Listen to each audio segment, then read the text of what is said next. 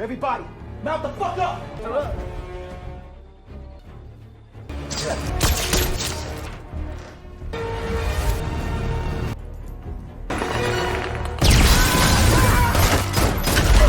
Fuck was that? Get this motherfucker!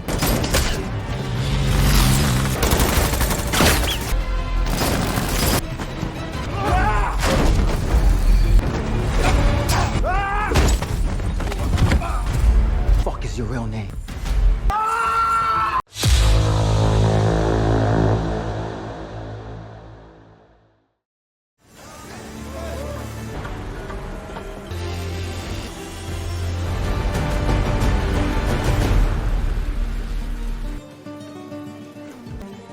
Dari mobil Triton berwarna biru, kita diperkenalkan pada sosok Lepon, pria pendiam, dingin dan tenang yang bersiap memulai hari. Bukan sebagai petarung, melainkan tukang bangunan di sebuah perusahaan konstruksi milik Joe, bosnya sendiri.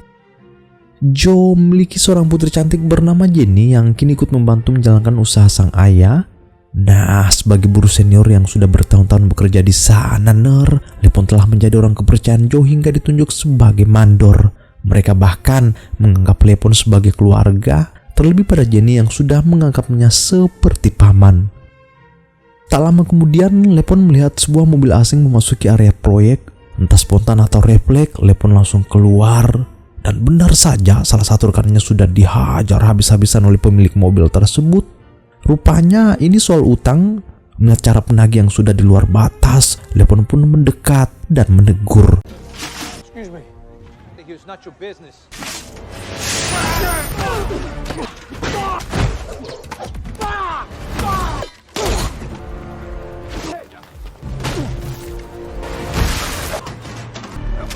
Get up. I was respecting your warning. Tak butuh waktu lama, Lepon berhasil mengusir seluruh orang-orang itu, bahkan nyaris tanpa memberi ampun. Gerakannya rapi, agresif, dan terlalu terlatih untuk ukuran seorang mandor bangunan. Rekannya ini jelas kaget, terlebih pada Jenny. Ia langsung keluar menghampiri sambil membawakan sarapan untuk Lepon. Matanya penuh tanda tanya, namun Lepon hanya menanggapi dengan santai. Katanya, jangan bilang kepada siapapun, apa yang kau lihat barusan itu cuman pemanasan refleks lama seorang tukang bangunan.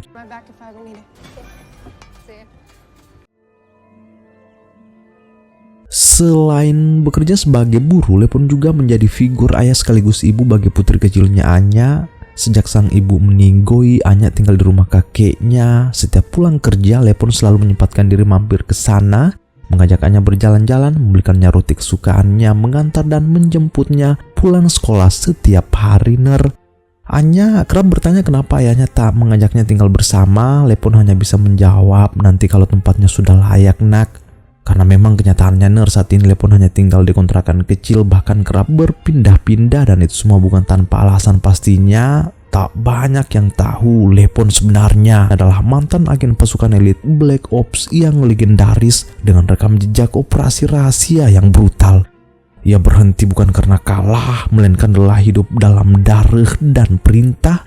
Ia memilih pensiun, hidup sederhana sebagai buruh konstruksi di tempat Joe demi satu hal, menjaga putrinya Anya.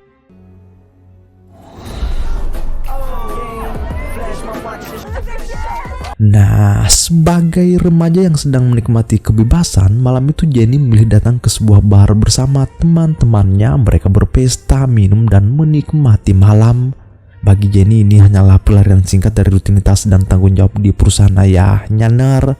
Tanpa ia sadari, beberapa pria asing duduk terpancar di dalam bar, berpura-pura sebagai pengunjung biasa. Padahal mereka bukan sekedar sindikat penjual narkoboy, melainkan bagian dari jaringan perdagangan manusia yang sudah lama menjadikan bar-bar seperti ini sebagai ladang berburu. Target mereka jelas, wanita muda dan cantik. Dan sejak pertama kali melangkah masuk ke bar itu, Jenny sudah masuk dalam daftar mereka. Begitu melihat Jenny dan teman-temannya mulai lengah, akhirnya rencana pun mulai dijalankan.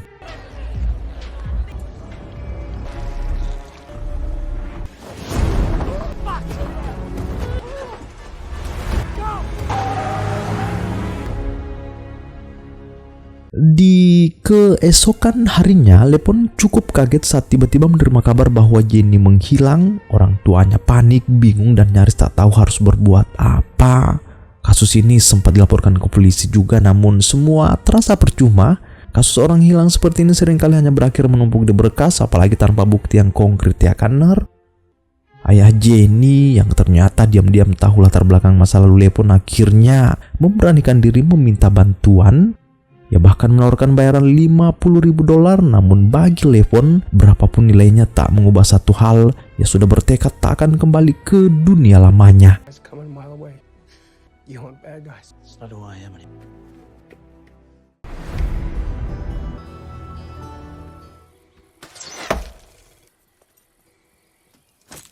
Look at stakes. Yeah, you'd be dead. Perkenalkan, pria buta yang memanah itu bernama Gunny, partner lama Lepon di Black Ops. Sama seperti Lepon, Gunny memilih pensiun dan hidup tenang di sebuah desa terpencil. Lepon datang bukan sekedar untuk bercengkerama, melainkan untuk meminta izin dan kesepakatan dari Gunny sebelum ia benar-benar terjun mencari Jenny. What's her name? Jenny. This, you better lock in. She's a great kid. Jenny. All right. Setelah izin keluar, Lepon pun datang ke kediaman Joe yang kini masih terus memikirkan putrinya. Jenny, gadis berbakat yang telah banyak menerima penghargaan mulai dari pencak silat hingga seni. Joe bingung harus mulai dari mana untuk menemukan putri tercintanya itu, Nar. Meski punya cukup banyak uang, ia tetap tak mampu menghadapi mereka. Dan satu-satunya harapan yang tersisa sekarang hanyalah Levon. Look at me, brother. I'm gonna bring her home. You're my family.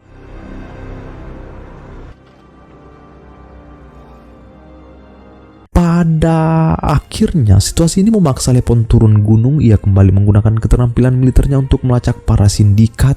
Lepon bergerak pelan dan diam-diam. Yang mendatangi bar, mengamati dari dalam mobil menggunakan kamera pengintai agen khusus. Lalu turun dengan menyamar sebagai pembeli narkoboiner. Yang membaca ekspresi orang-orang, mencium bau masalah yang sangat ia kenal. Dunia yang dulu ia tinggalkan kini benar-benar memanggilnya kembali.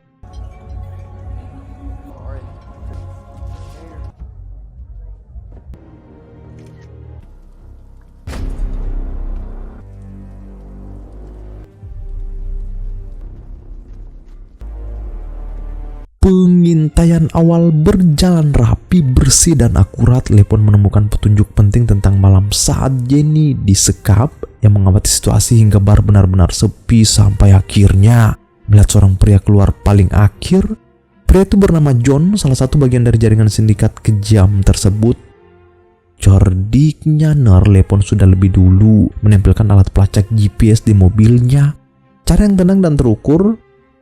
Nah, begitu John sudah di puncak imajinasi menghisap-hisap batu tawasnya kayak babi hutan, Lepon datang tanpa memberi salam. Wrong house, kid. Get the fuck out. You a cop? Is that my problem?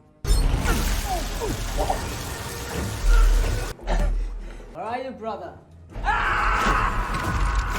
Fucking kill you.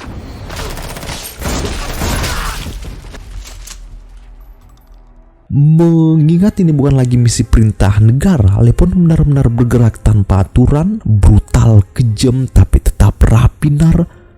Nah, setelah menghabisi siapapun yang ada di rumah John, Lepon pergi sambil membawa uang hasil penjualan narkoboy mereka. Pengintaian berlanjut tanpa jeda. Di esok paginya, Lepon kembali ke kediaman John menunggu siapa yang akan datang. Tak lama berselang, dari kamera pengintai terlihat seorang pria tua turun dari mobil Mercy didampingi dua anak buahnya. Ternyata pria itu bernama Wolo dan kemungkinan besar bos utama sindikat tersebut. Artinya, partner, John hanya poin kecil capung dalam permainan ini. Serigalanya jelas Wolo. Dia datang untuk mengambil uang hasil perdagangan, tapi yang ditemuinya hanya mayat dan sisa uang yang sudah bercampur darah. Dalam bisnis gelap yang gila ini, Wolo tak mau rugi sedikit pun, yang langsung menghubungi ahli bedah berkedok layanan pembersihan Chicago untuk mengambil organ-organ anggota jaringan yang gugur lalu menjualnya. Untuk menggali selak-beluk sindikat lebih dalam, Levon terus membuntuti mobil Wolo hingga ke kediamannya di pinggiran kota. Ia bergerak pelan mengintai dari balik semak di samping rumah itu sebelum akhirnya masuk ke dalam untuk mengajak Wolo bermain. It floats from the sky.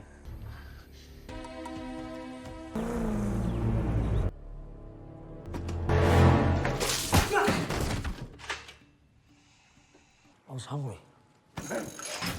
The brothers. You! Just slapping your wife. I care about your business. Where's your money? The bar you do your dirty business out of?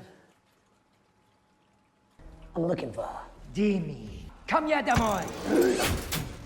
Who are you? Fuck you! Who are you, Demi? Lepon menghabis Wolo tanpa ragu sedikit pun karena pada kenyataannya dia bukanlah serigala utama atau bos besar dari sindikat, melainkan kakaknya yang bernama Simon. Sementara satu nama lain mulai menguat, Dimi, salah satu petinggi sindikat yang ternyata adalah putra Wolo sendiri, dan kini resmi menjadi target Lepon berikutnya. Dari rangkaian pengintaian itu, Lepon tahu satu hal penting, bisnis gelap ini bukan jaringan kecil, ini adalah operasi lama yang dijalankan turun-temurun oleh keluarga besar mafia Rusia bernama Four Bratva, dipimpin oleh Simon dan diwariskan hingga ke anak cucunya. Without fear. Find this man.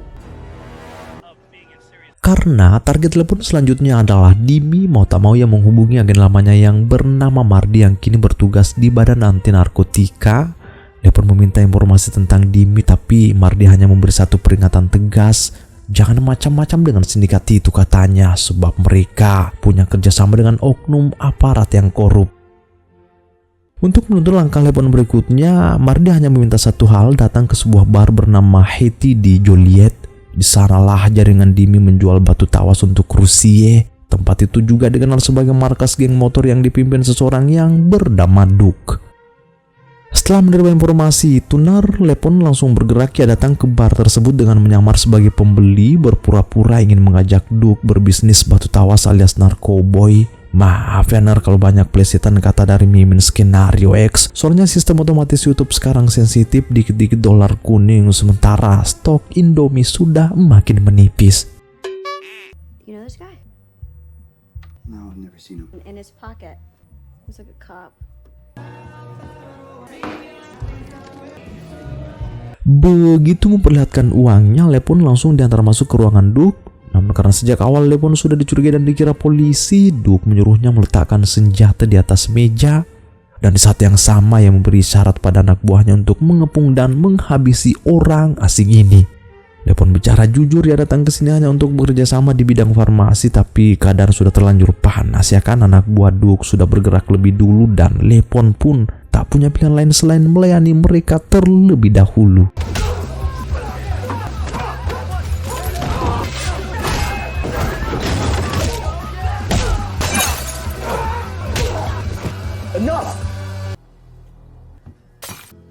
Setelah menyamar di bar Haiti, Lepon akhirnya berhasil menarik perhatian pimpinan geng motor Duke sebagai kaki kanan Dimi.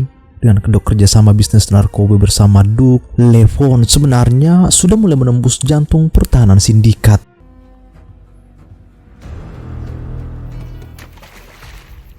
Bukan untuk dijual, narkoba itu justru Lepon buang begitu saja. Di sisi lain, Duke malah merasa besar kepala ya kan, ia mengira Lepon adalah klien besar, apalagi setelah Lepon kembali meminta stok berkilo-kilo tiap bulan, lebih banyak dan lebih teratur dari sebelumnya.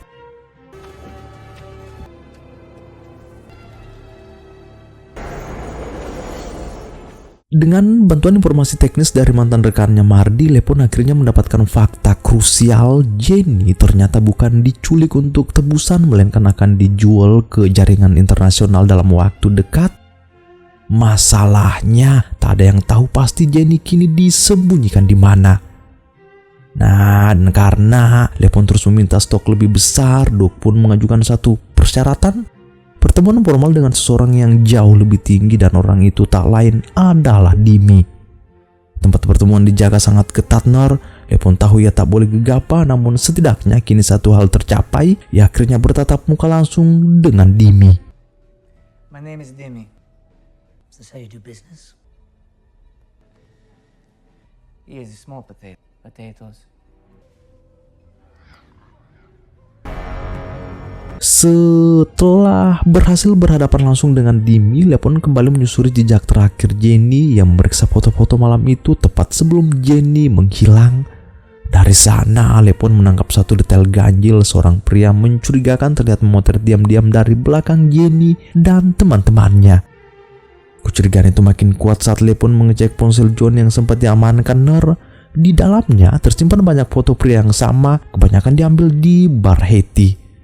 Saat itu, Lepon yakin 100% pria yang bersama John itulah jaringan Dimi, orang yang kini mengamankan Jenny. Di malam itu juga Lepon bergerak diam-diam. Ia datang ke bar Haiti memantau dari balik pepohonan. Namun sialnya, tanpa ia sadari, bar tersebut telah dipasang alat pelacak dan kamera canggih hingga pengintaian Lepon sampai terdeteksi. Hi, asshole. He's in a black Dodge.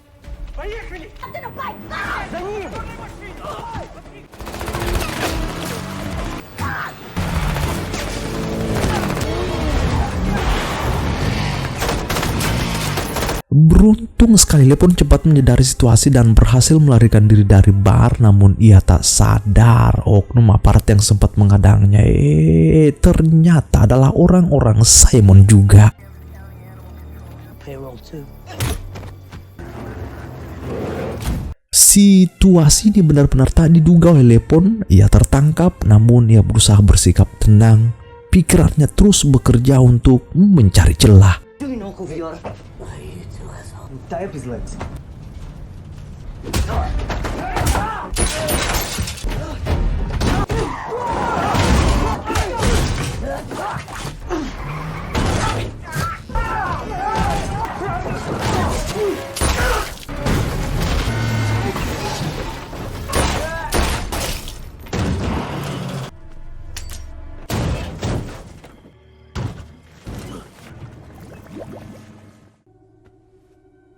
My house and my lineage. These are my sons. Satu persatu penjaga elit sindikat Bratva ditumbangkan oleh Lepon. Awalnya hanya ingin menemukan putri bosnya Joe, namun semakin dalam ia masuk Lepon sadar ini bukan lagi sekedar pencurian Jenny, melainkan upaya memutus jaringan keluarga Bratva yang kejam. Hampir semua jenis kejahatan mereka jalankan demi kekayaan, kekuasaan, dan kenikmatan duniawi. Dan saat Simon melihat anak-anaknya dihabisi satu persatu, ia tentu tak akan tinggal diam. We are facing a devil. No, he kills my sons. Where is Dimi? Jimmy is hiding. Kini seluruh pasukan elit Bratva bergerak mencari tahu siapa sebenarnya Lepon, kecuali satu orang, Dimi. Faktanya Dimi menjalankan bisnis perdagangan manusia tanpa sepengetahuan para petinggi lain. Itulah sebabnya sampai sekarang ia bersembunyi, bahkan tak tahu jika ayahnya Wolo sudah dihabisi. Nah, saat yang lain mulai was-was karena ulah Dimi yang justru membangkitkan kembali dunia lama Lepon, Dimi malah sibuk berpesta tanpa beban. Sementara itu pamannya Simon menurunkan orang-orang kepercayaannya untuk mencarinya, membawa kabar kematian sang ayah sekaligus peringatan tentang ancaman mengerikan dari seorang tukang bangunan.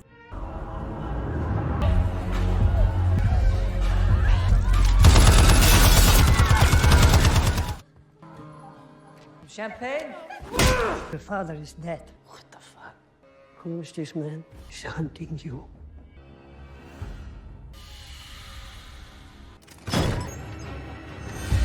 Found him. Begitu rekam jejak Lepon berhasil ditemukan, aksi balas dendam pun dimulai. Keesokan harinya saat Lepon baru saja menjemput putrinya dari sekolah, ia pulang dan mendapati rumah kakeknya sudah terbakar. Sang kakek diikat di dalam rumah dan dibiarkan terkubur bersama kobaran. Beruntung sekali Lepon bergerak cepat dan masih sempat menyelamatkannya. Di titik ini Lepon sadar situasi telah berbalik, musuh mulai menyerang hal paling berharga dalam hidupnya. Dan satu-satunya yang ada di pikirannya sekarang sebelum melanjutkan misi adalah mengamankan putrinya, dan tempat teraman saat ini hanya satu, membawaannya bersembunyi ke tempat pengasingan rekan lamanya Gani. Sebelum benar-benar datang menghabisi Dimi, Lepon meminta beberapa stok senjata dan hebatnya koleksi milik Gunny adalah senjata lama, senjata bersejarah yang dulu mereka gunakan saat masih menjadi pasukan elit. Setelah semuanya siap, Lepon pamit pada putrinya tanpa menunjukkan sedikit pun kecemasan. Ia berjanji akan kembali dengan utuh setelah menemukan Jenny dan menghabisi para elit-elit Bratva sampai ke akar-akarnya.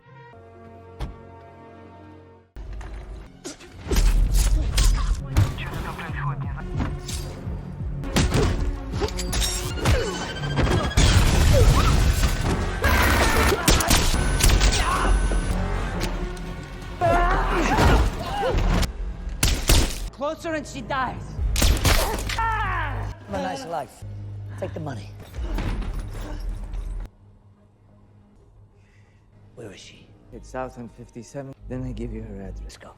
Dengan taktik gerilya yang ia pelajari di Black Ops, Lepon berhasil memporak-porandakan markas persembunyian Dimi. Ia tak banyak bicara, hanya memberi dua pilihan, kematian instan atau petunjuk jalan tentang di mana Jenny disembunyikan. Mengingat pria yang bernama John di bar tempo hari, tepat sebelum Jenny menghilang, sosok itu akhirnya terungkap juga. Ia bernama Viper. Dialah orang kepercayaan Dimi, ditunjuk sebagai kepala departemen sumber daya manusia untuk perekrutan proyek khusus. Begitu Lepon tiba di sarang narkoba milik Dimi yang berada di tengah hutan yang juga menjadi tempat Jenny disembunyikan oleh Viper, ia menahan diri sejenak di luar. Sebelum menghabisi mereka, Lepon memaksa Dimi menjalani interogasi singkat terlebih dahulu, menuntut penjelasan tentang bagaimana sistem neraka yang ia bangun selama ini dijalankan. Viper goes to club, takes pictures. Specialties send them to clients, they make choice. These are human beings. The shit where it comes from. You have a daughter? No. You won't understand. Setelah menghabisi Dimi, Lepon langsung bergerak menyerang ke dalam dengan gerakan senyap dan true corner yang melumpuhkan para penjaga di luar pos satu persatu tanpa memancing keributan. Namun saat yang sama, kabar penyerangan itu akhirnya tercium. Geng motor pimpinan Duke pun mulai menyadari bahwa markas mereka sedang diserang. Everybody, mount the fuck up!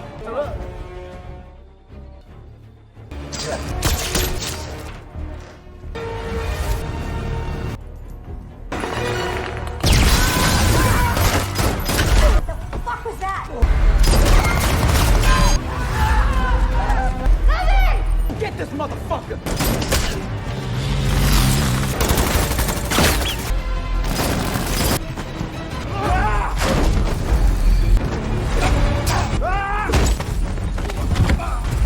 Fuck is your real name? If I wasn't with you, finish it. How dare you come? No!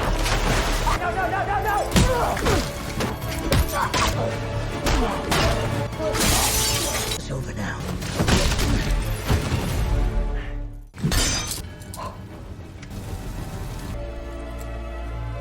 Ya, mantap. Mengangkat kedua jari tengah menjadi persembahan terakhir yang pantas dari Jenny untuk mayat-mayat mereka. Hingga tak terasa, kita ternyata telah berada di penghujung kisah. Lepon berhasil menyelamatkan Jenny di detik-detik terakhir sebelum ia dijamah oleh pemesan. Tak ada banyak ucapan selain rasa terima kasih yang dalam dari keluarga Joe karena Lepon telah membawa putri mereka pulang dengan selamat. Dan Lepon, meski dunia gelap itu telah ia tutup rapat, ia tahu satu hal, ia akan bangkit bila ada yang tak seharusnya disentuh, termasuk putri kecilnya Anya dan orang-orang yang benar-benar berharga dalam hidupnya. Welcome back, brother.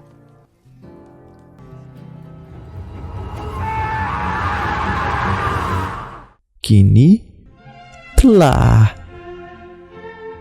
usai.